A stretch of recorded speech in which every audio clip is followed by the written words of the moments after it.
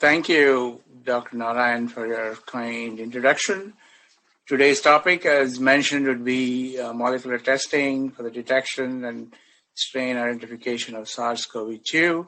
I thought I'd put a small introduction in here about coronaviruses, which I think most of you know what it's about. There are several coronaviruses that have been around and discovered in the last 200 years, many of them in domestic animals. There are about 7 of them in humans. 4 are pretty benign and have been around causing mild colds. We saw the first more pathogenic strain come out in 2003 or so with the SARS-CoV, and then we had the MERS coronaviruses, and more recently, as you all know, the major pandemic with the SARS-CoV-2. So the life cycle for these viruses is listed in here, and I don't intend to go into details, just to say that they are single-stranded RNA viruses, positive strand. They enter the cell using the ACE receptor and protein called the S protein that's on the surface of the virus. And we'll talk about some of the mutations in the S gene and the effect on viral pathogenesis and evolution. To combat this, Thermo Fisher is a worldwide organization, and we have put in a lot of tools and surveillance techniques to aid laboratories worldwide. We have many innovative offerings in the COVID testing space. We also have methods to do reflex testing for identification of variants by Sanger sequencing, NGS, and genotyping assays. So as you see, there is a diagnostic component here. And then if there are variants that need to be detected, you can go the RT-PCR route or use Sanger or NGS. I'm only going to talk about the detection format and the qPCR genotyping format today. So when we started off with the pandemic early in March, there was not much sequence data available. We therefore decided that to be very safe, we would target 3 regions of the virus. A current diagnostic kit assay targets the ORF1, the S gene, and the N gene. So that gives us a lot of redundancy in terms of being, I would call it mutation proofing the assay. So variations in one region will still not reduce the effectiveness of this assay. So multiple targeted regions. We have a lot of bioinformatics tools and algorithms to make sure that we have extensive strain coverage near 100%. We have done a lot of testing in-house to ensure that the multiplexing is done right with design of experiments and other tools that are important for ensuring assay robustness. We also have tested the assay for robustness, stability, and failure modes, and then put it through an EUA application with the FDA, and it's been approved and out there for quite some time. We have a large number of systems out there, and that's one of our strengths in the sense that there's about 6 different instrument formats out there. You're seeing 3 of them in here. Additionally, we have a huge manufacturing capability, so all of which has been tremendously useful in making sure that our assays are distributed worldwide, and not only across the US, but in many countries, almost all countries in the world. The workflow for the detection assay is fairly straightforward. We have a Kingfisher instrument that can be used to extract the RNA from the sample. The eluted material is then set up in an RT-PCR reaction. We have software to analyze the data that comes out of the instrument in terms of fluorescent signals. That leads into the COVID interpretive software, and you get a defined interpretation of positive, negative, and in some cases, some inconclusives.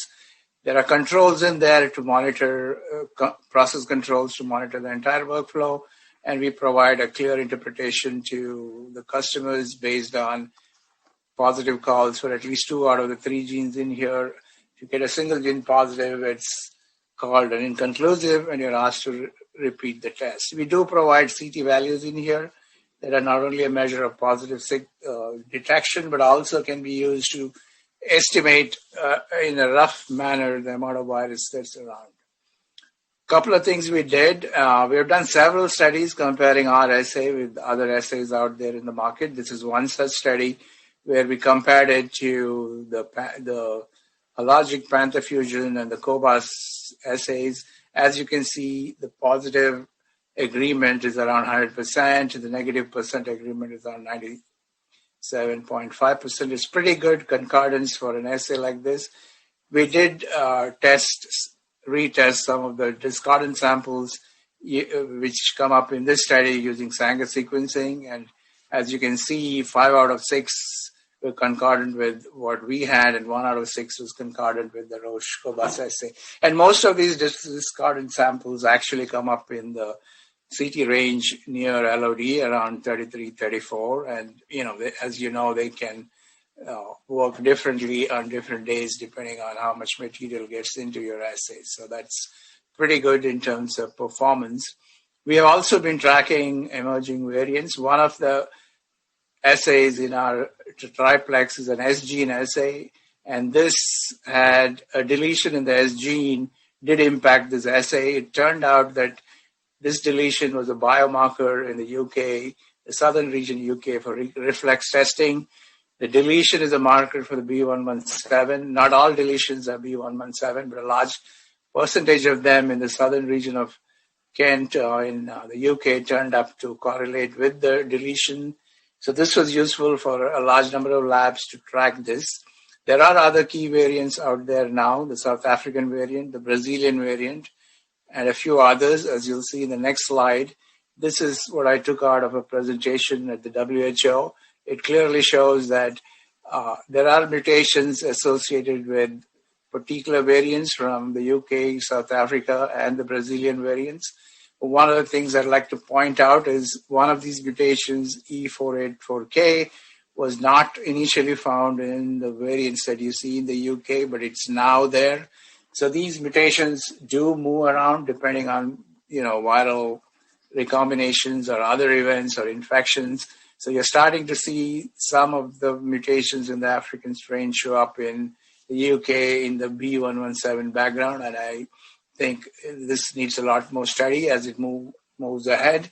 There's a recent paper from Tulio de Oliveira's lab in South Africa quoting 6 other variants that are in play. So potential implications for the SARS-CoV-2 virus is that some of them have increased human-to-human transmission as documented with the 117. They could potentially have different disease severity. The susceptibility to therapeutic agents may vary, especially monoclonal antibodies and vaccination protocols, and they can evade vaccine immunity. So all of this has to be taken into account. And from that point of view, tracking these variants is going to be useful.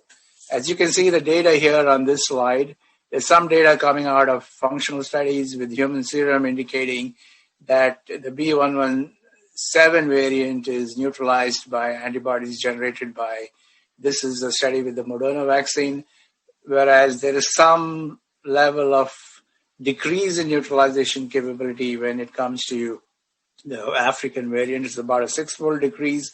The authors conclude that the vaccine will still work well enough to neutralize the South African strain as well, but we have to await other studies that will come up with other vaccines, and some of it is out there in the public as well.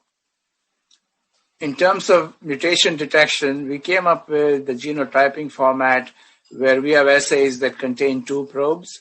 One is a probe in the FAM channel that picks up a variant, and the other one is a probe in the WIC channel that picks up the wild type. And as you can see here in this particular plot, the wild type sequences come up for a particular variant. The mutant sequences come up for a particular variant, and the wild type detection is in below detection limits. We can also use these cluster plots to define the variant coming up here from B117, the N501Y in B117, and the wild type sequences coming in here. Now, this data came to us from, unfortunately, that got deleted out, came to us from Mark Adams at the Jackson Laboratory Institute, so we'd like to give him credit for that work. We also have data coming to us from laboratories in the UK for different mutations. As you can see here, there's the same N501 variant. So we pick up the variant in one channel and we pick up the wild type in the other channel. So these can be done by real-time plots or preferably using these allelic discrimination plots on two axes, one for one channel, one for the other. As you can see here, this is another mutation that's been coming up in the literature called N439K. This mutation was flagged in a recent Cell paper as being something that is required for the S protein to take on additional variations. It's in a large number of variants, predates the appearance of some of the mutations like the N501 or the E484K that we're all more familiar with. So again, this data is also very early, and a lot of this is going to come up in more detail down the road. Two other examples here. So this is a deletion E484K, and this one is the figure for the deletion 6970 that we see in the B117s.